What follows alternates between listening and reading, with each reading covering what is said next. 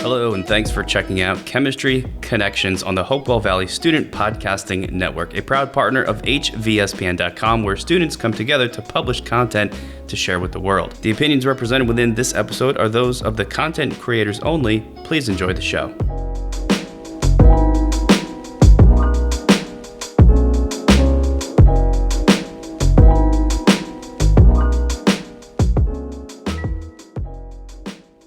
Welcome to Chemistry Connections. My name is Victoria Villagran and I am your host for episode 7 called The Chemistry of Makeup. And today we will be discussing what exactly is going on in our makeup chemically. First, what is makeup? Well, it is cosmetics that are used to enhance or alter someone's appearance, either making someone's nose look smaller or eye shape, or even changing the color of your lips. This includes lipstick, eyeshadow, powders, and creams. They contain water, an emulsifier, preservatives, thickener, emollient, color, fragrance, and pH stabilizers or buffers, and the water dissolves other ingredients. It helps mix them together, acting as a solvent to dissolve other ingredients and forming emulsions for consistency. Oil and wax help makeup go on smoothly and is often used to help skin stay soft. Many other chemicals go into makeup. Normally an emulsifier is included, a chemical that makes oil and water mix together or keeps unlike substances from separating. Most makeup has preservatives as well. These keep the makeup usable longer, preventing the growth of microorganisms such as bacteria and fungi, which can spoil the product and possibly harm the user. They can be natural or synthetic. Emollients soften the skin by preventing water loss. They are used in a wide range of lipsticks, lotions, and cosmetics. Thickening agents work to give products an appealing consistency from our 4 families: lipid thickeners, naturally derived thickeners, mineral thickeners, and synthetic thickeners. Chemicals in both natural and synthetic are added to cosmetics to provide an appealing fragrance. Even unscented products may contain masking fragrances to mask the smell of other chemicals. Fun fact, manufacturers do not have to list these individual fragrant ingredients or chemicals, as fragrance is considered a trade secret. Many types of makeup also have a coloring agent.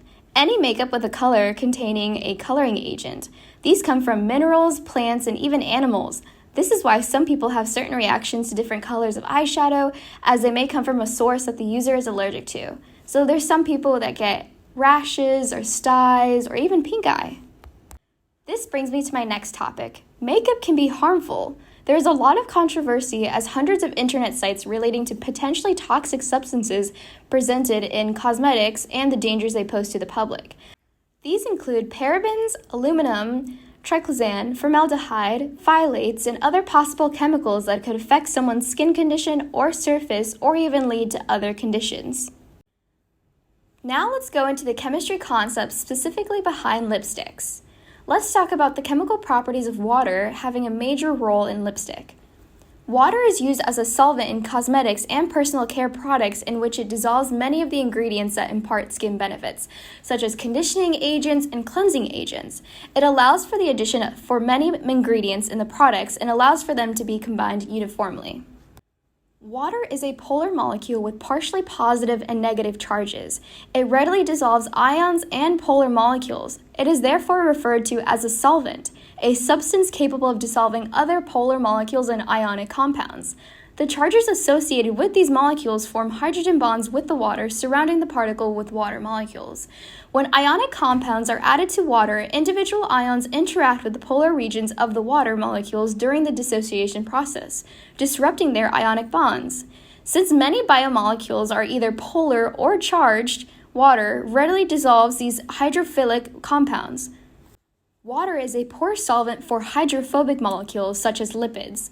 Nonpolar molecules experience hydrophobic interactions in water. The water changes its hydrogen bonding patterns around the hydrophobic molecules.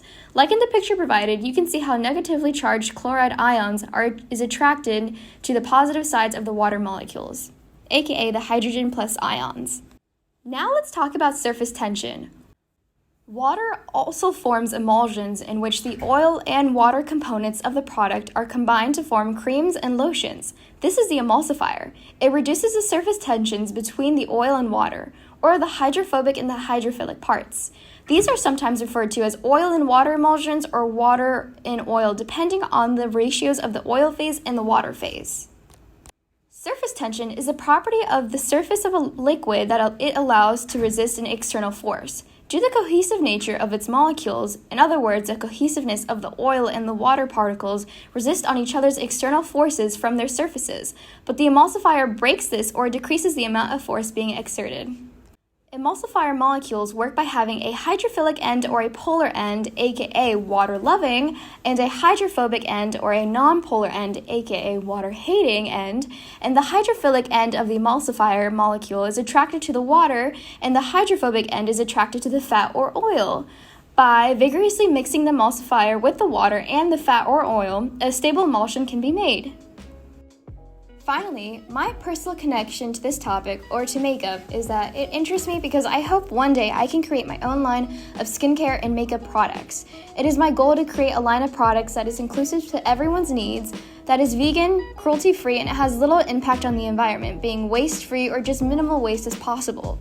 I want to learn more about what goes into making makeup, such as what determines its shelf life, the color in creams, powders, and eyeshadows, in addition how certain ingredients contribute to the state of matter of creams or how they uniform with no clumps. And if you really think about it, there's chemistry behind everything in makeup, the way a product dries onto someone's skin, the way they have a reaction, or even how bright or pigmented a product is. And even if a product is super pigmented, it could leave a residue onto someone's skin and how that residue could affect someone's skin in the future.